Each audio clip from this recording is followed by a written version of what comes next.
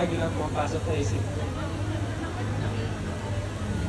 Hanggang kailan kaya namin na-experience yung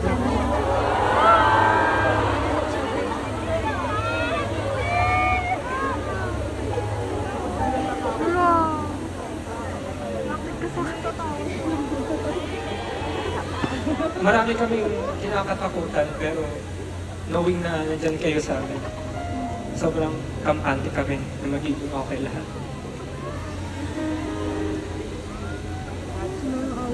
Hindi man tayo sure kung kailan magwawakas ang lahat, pero at least ngayon, sure tayo na marami na tayong nagawang memories na masaya ng kakasama.